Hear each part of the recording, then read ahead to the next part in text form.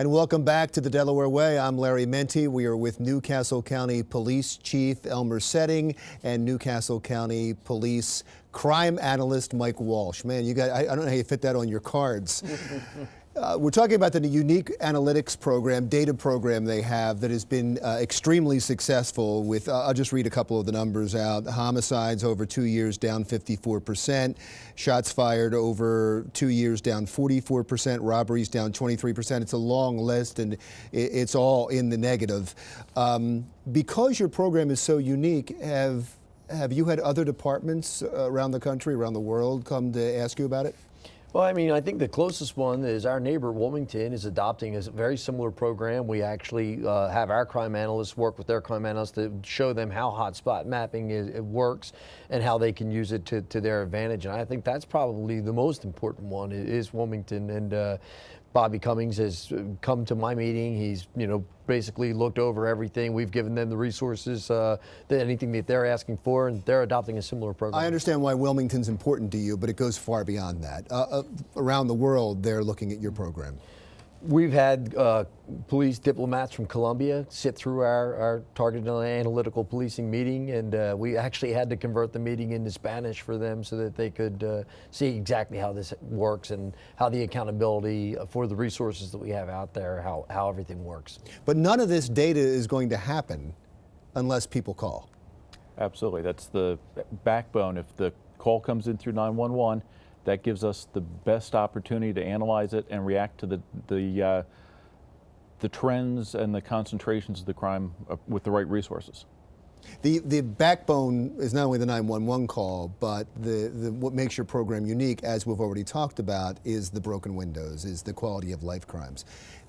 In New York City, they're having a backlash right now because they're going after quality of life crimes. It's all even been called racist, especially after the Eric Garner death, where they started with an arrest over selling loose cigarettes on the street. Is there a fine line?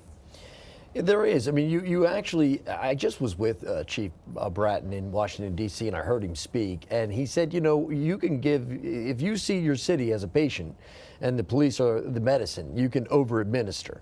And he said, and if you see an area that you're actually making things worse, you back off the amount of medication. You have to have a more laser-like surgical approach to taking out the actual problems. But I think if you're approaching quality of life crime in a manner where you're treating people respectfully, and we are carrying ourselves as professionals, and people want quality of life crime dealt with, I don't think that there's any backlash to it. I mean, I think where the backlash comes from is where we were leaving quality of life crime unattended while we were going after the sexy crime, while we were running from 911 call to 911 call.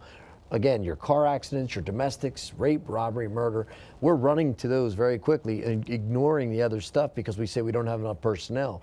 There's a big mistake there, because the reason crime is dropping is because we're going after the quality of life crime. If we won't tolerate loitering on the corner, then you certainly, if you're loitering at 10 o'clock and you get stopped and said you can't loiter here, you're certainly not going to do a burglary at 11 o'clock.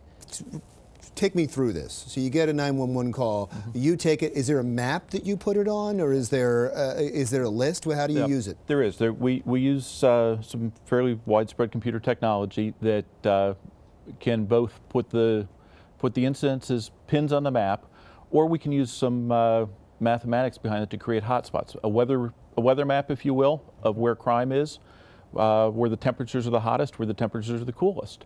And once we identify those areas that have the highest density or the hottest for this kind of activity that we're looking for, we then go in and we look at what specifically is the crime that's occurring. When is it occurring? It doesn't do any good if we know that a particular neighborhood is very busy, but if we put the officers there at the wrong time of day, it doesn't do us any good. So we look at where, we look at the time of day, and then we look at what is actually occurring. Is it a resource that we can best handle with extra patrol officers? Do we need to put in a mobile enforcement team to go in very proactively and look at the neighborhood?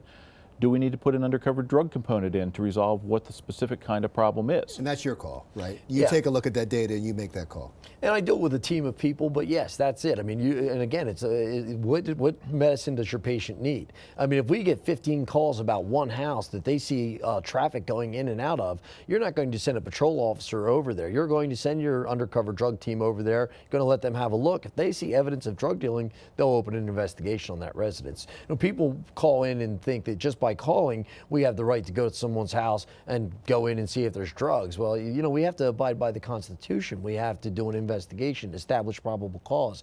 And when when you're going to make sure you're giving people their rights. You know. Yeah, I still can't get over the image of it being like a weather map and seeing him in front of there talking about That's this. pretty much what it's, that's exactly Very what it accurate. looks Is it like. really? Yes, it is exactly what it Cold looks front like. coming in. And what are we going to send over to deal with this cold front or hot front? Exactly what we do. And that's what happens at the meeting in the morning? Yep, He come stands in by front of on a a map? Tuesday. We'll I'd show love it to. to you. I would love to. Mike Walsh, thank you so much for Thank coming you. in. Congratulations with the program. Thank you. Great idea, Colonel. Thanks Thank you, so sir. much for coming in. appreciate We'll the be back in a moment.